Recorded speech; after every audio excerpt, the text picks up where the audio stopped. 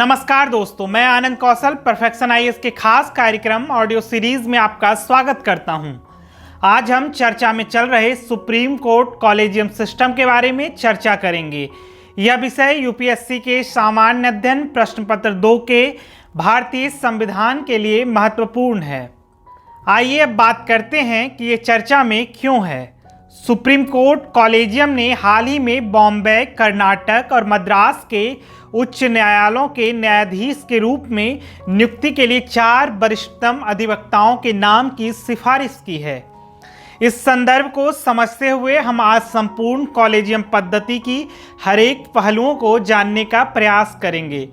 नवंबर 2022 में केंद्रीय कानून और न्याय मंत्री ने सर्वोच्च न्यायालय की कॉलेजियम प्रणाली की आलोचना करते हुए कहा था कि न्यायाधीश योग्यता को दरकिनार करके अपने पसंद के लोगों की नियुक्ति की अनुशंसा करते हैं। आइए सबसे पहले बात करते हैं संविधान में जजों की नियुक्ति के बारे में क्या कहा गया है। संविधान के अनुच्छेद 124 में सर्वोच्च न्यायालय के न्यायाधीशों की नियुक्ति से संबंधित है। इसमें कहा गया है कि नियुक्ति राष्ट्रपति द्वारा उच्च न्यायालयों तथा उच्चतम न्यायालय के ऐसे न्यायाधीश से परामर्श की बात की जानी चाहिए जिन्हें राष्ट्रपति आवश्यक समझे। अपनी नियुक्ति को छोड़कर सभी नियुक्तियों में मुख्य न्यायाधीश से परामर्श लिया जाना चाहिए। अनुच्छेद 217 में उच्च न्यायालय के न्यायाधीश की नियुक्ति से संबंधित है। इसमें कहा गया है कि एक न्यायाधीश की नियुक्ति राष्ट्रपति द्वारा मुख्य न्यायाधीश और राज्य के राज्यपाल से परामर्श के बाद की जानी चाहिए। संबंधित उच्च न्यायालय के मुख्य न्यायाधीश से भी परामर्श किया जाना चाहिए। आइए अब जान लेते हैं कि कॉलेजियम प्रणाली क्या है। सुप्रीम कोर्ट कॉलेजियम प्रणाली ना तो संवैधानिक और ना ही वैधानिक संस्था है। संविधान में कॉलेजियम प्रणाली की व्याख्या नहीं की गई है। यह प्रणाली उच्चतम और उच्च न्यायालय के न्यायाधीशों की नियुक्ति और स्थानांतरण की प्रणाली है। इसका विकास संसद के किसी अधिनियम या संविधान के प्रावधान द्वारा स्थापित न होकर सर्वोच्च न्यायालय के निर्णयों के माध्यम से विकसित हुई है। सुप्रीम कोर्ट कॉलेजियम की अध्यक्षता भारत के मुख्य न्यायाधीश और 4 अन्य वरिष्ठतम न्यायाधीश का एक समूह है। ये 5 लोग मिलकर तय करते हैं कि उच्चतम न्यायालय का न्यायाधीश कौन बनेगा। उच्च न्यायालय में जजों की नियुक्ति भी कॉलेजियम की सलाह से होती है, जिसमें सुप्रीम कोर्ट के मुख्य न्यायाधीश, हाई कोर्ट के मुख्य न्यायाधीश तथा राज्य के राज्यपाल शामिल होते हैं। कॉलेजियम प्रणाली को लेकर न्यायपालिका में इसे अंकल कल्चर भी कहा जाता है, जिसका आशय इस बात से लगाया जाता है कि ऐसे लोगों को जज बनने की संभावना ज़्यादा होती है जिनकी जान पहचान के लोग पहले से ही न्यायपालिका में ऊंचे पद पर होते हैं। आइए अब जानते हैं कॉलेजियम प्रणाली के विकास के बारे में। संविधान के अनुच्छेद 124 में सर्वोच्च न्यायालय में न्यायपालिका के नियुक्तियों में मुख्य न्यायाधीश के साथ परामर्श आवश्यक है। यहाँ से कॉलेजियम मॉडल विकसित हुआ। कॉलेजियम प्रणाली की उत्पत्ति को 3 सर्वोच्च न्यायालय के निर्णयों के माध्यम से विकास हुआ है, जिसमें पहला है प्रथम न्यायाधीश मामला 1981 का।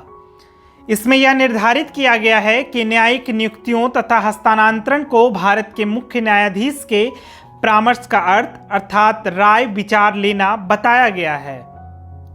अब आते हैं द्वितीय न्यायाधीश मामला जो 1993 में आया था।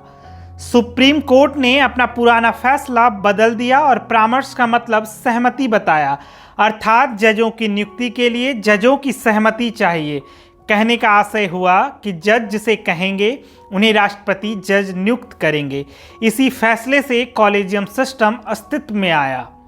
अब बात करते हैं तृतीय न्यायाधीश मामला जो 1998 में आया।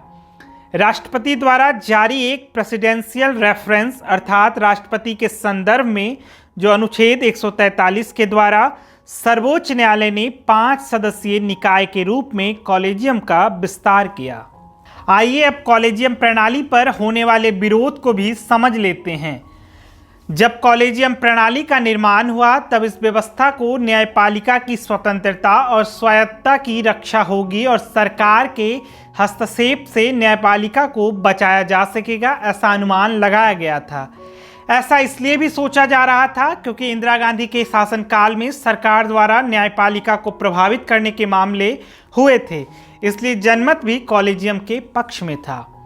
लेकिन अब कॉलेजियम प्रणाली की बुराइयां सामने आ चुकी है। इसके बाद से परिवारवाद फैसले देने की रफ्तार पर सवाल उठता रहा है। विभिन्न मौकों पर कानून मंत्री ने यह भी कहा है कि जजों की नियुक्ति जजों का नहीं, सरकार का काम है।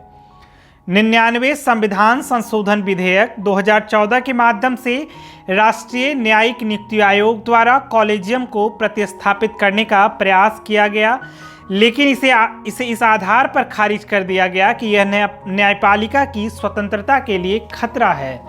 कार्यपालिका के पूर्ण बहिष्करण, पक्षपात, भाई भतीजावाद, भारत के व्यवस्था के तीनों अंग यथा विधायिका, कार्यपालिका, न्यायपालिका के नियंत्रण एवं संतुलन का मामला, उच्चतम न्यायालय में आधिकारिक सचिवालय का अभाव, महिलाओं के प्रतिनिधित्व जैसे मुद्दे पर सवाल किया जाता रहा है।